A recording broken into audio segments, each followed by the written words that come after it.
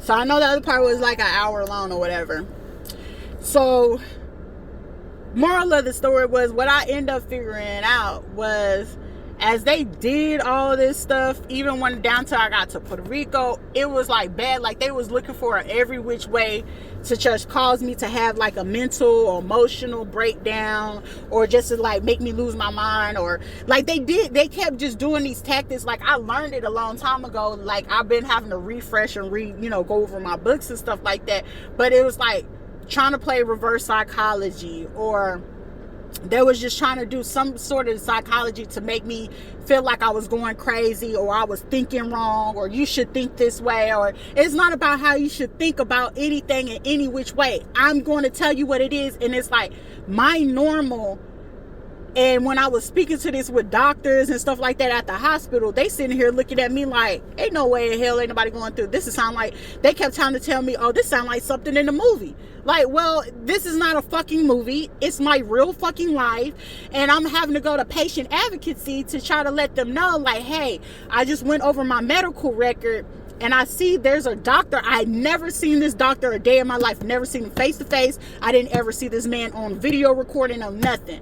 All I seen was that this motherfucker tried to put on my damn record, because if you have like schizoaffective, schizophrenia, something like that, and say like you could be doing great things, taking care of your kids, whatever the case may be, a lot of people, especially in the fucking government, and if you're not covered, they will use your fucking diagnosis to try to say that you're unstable, to take your kids, to put them either in the system or allow the next of kin, which would be either the father or the grandparents, especially in Florida, because grandparents got rights.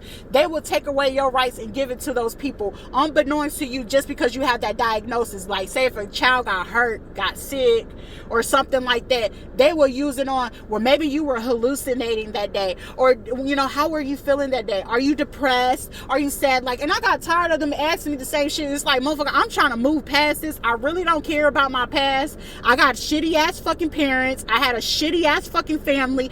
They probably not even fucking really related to me, but yet they keep trying to, like, everybody is going to fucking against me. And then it's like, then when I give people the benefit of the doubt, they show me the reason why I shouldn't give them the fucking benefit of the doubt. So then when I was like figuring everything out, I was just like, you know what?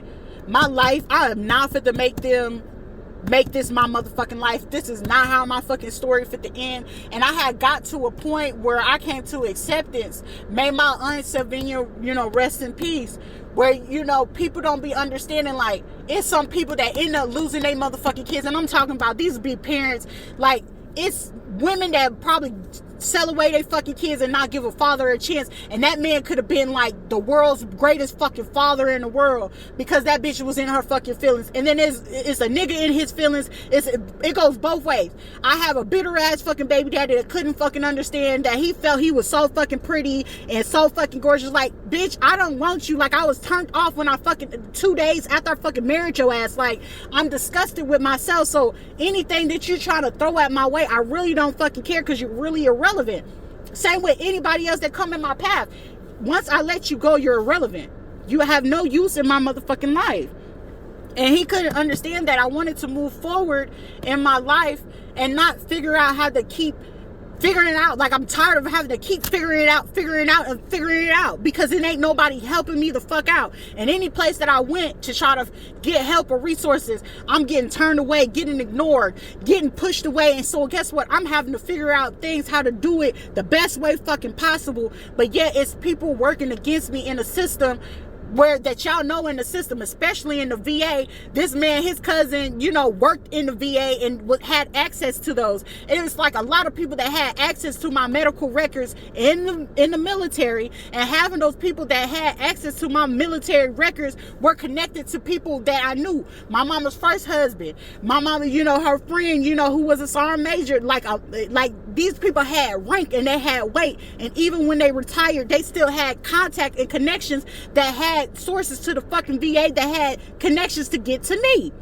So it was like, I'm sitting here trying to tell these doctors and the new, at new places, and I'm hoping like, hey, if you move around and get around somewhere, at least if you keep saying it enough, Sharita, somebody will finally fucking hear you. And it just got to a point where I felt like all this shit was falling on people's deaf ears, that I felt nobody will fucking hear me. I felt unheard.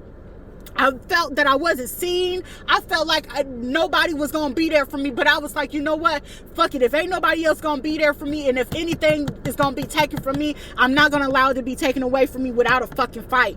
And that fucking fight was, I only got 2 kids left because these other people, it's so much going on, and they try to make it seem like, oh, she's crazy. She's thinking of this. She's thinking of that. And it's just like, bro, you don't know that feeling of every night, that every time that you get in the shower, because I can't cry in front of my kids, because me crying in front of my kids fucking breaks them down.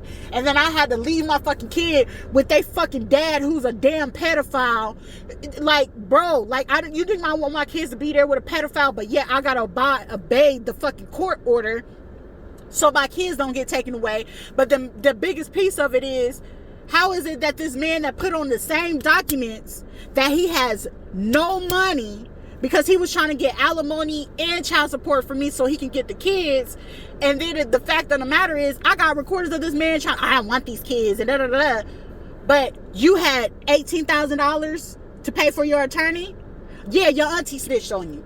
And she, keep it between us, bitch. I owe you no loyalty. Because you didn't owe me no loyalty when you was just trying to, I just want to know how you and the kids, bitch. You didn't give a fuck about me and my kids. But you care about that money as long as she was splitting that money down the middle with your sister. And then it was just like, I was putting all the pieces together. I was like, oh, damn, his mama, his people, Craig Taylor, he passed away before he could, put in more stuff, because I think he had cancer or whatever. He was in prison for a long ass time. And it was like, he knew more. But then it was like, when I would start opening up my gifts more, I realized, I was like, oh, his mama was a mage, like she had gifts and stuff like that. But then it was like, well, my mama, she slipped up, and my aunt, they all slipped up. With like, yeah, we knew something since back in 91 or 92. Like, they had knew what it was. So that's why when I be hearing, especially black folks and Spanish people, y'all know what it is when y'all hear people, oh, you shouldn't eat other people's spaghetti, because it was a rule. That's why you can't eat everybody's fucking gumbo. It's a rule. You can't eat everybody's fucking rice. It's a rule, because people can put roots on you whether you know it or not, through sex, through food, through the things that you do. If they know you got some kind of mental illness, especially if you're going through Social Security and stuff like that, they can use that against you. MK Ultra is real. However, it is only existent or acknowledged if you know what's going on in the system,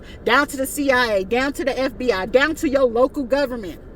Like for me, I still remember as a kid, we had medical, right? We're supposed to have medical. But the thing of it is, I recall we did not ever go to a hospital.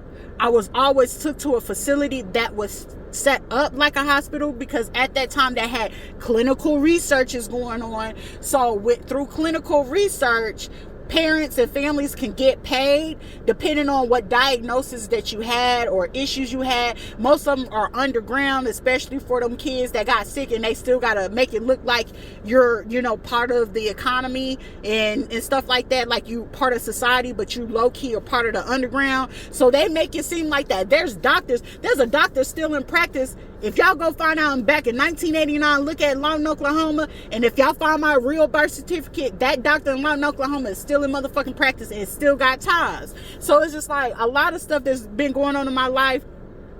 I understand how I move, and I understand at the same time, a lot of people ain't gotta like what I say, what I do, what I wear, how I go, what I do with my kids. I don't care about that no more, because at this point, if y'all gonna take them, but at the same time, my kids need to know and want to know I do love them. I ain't ever neglect them. I fought as hard as I could. However, it was just a one-man team, and baby, I needed a band when it was just one man, and just with the fact that it was just one man and not a band, baby, I did the best that I can. And I hope that y'all, whatever hate, animosity that y'all may have built up in your heart due to the simple fact of somebody else getting into y'all ear, baby, there's not much that I can do about it. But I want y'all to know that I love you, because everything that I had to let go of, baby, I was dying. Every day I was motherfucking dying. I felt wasn't nobody gonna be there. I felt I couldn't see myself, none of that. But now, anybody got something to say, baby, and you got to play games, down to the fact that I had built my TikTok social media up,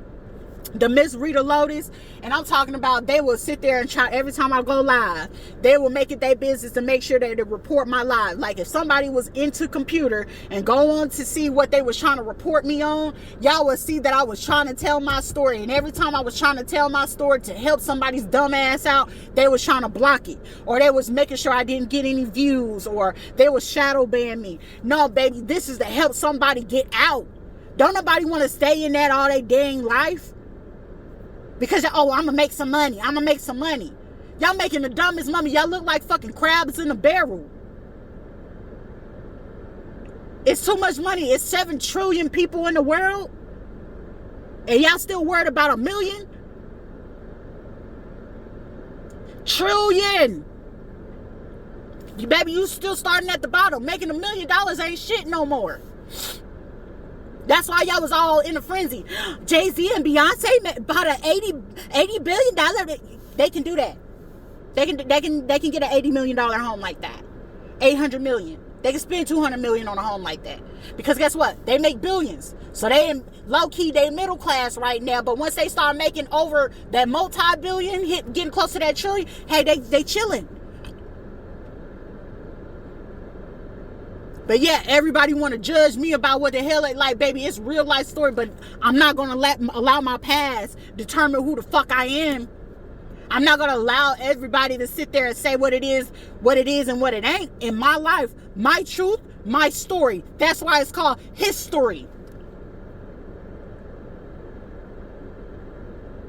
I know how to balance my masculine and feminine energy. Right now, I'm going to be in my masculine energy because there ain't nobody here to help protect me. I'm going to protect me by all means necessary.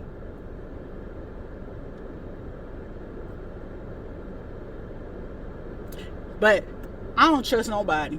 I trust myself. But I ain't going to trust not a soul here on out, baby. Y'all have to show and prove. Fuck love. I want loyalty. But if it ain't even really that shit, yeah, most people don't even live off integrity. So it's just like me, myself, and I. And I'm going to ride that shit out. I got me, myself, and these 2 boys because I know ain't nobody gonna have them like I got them. But it's all right though.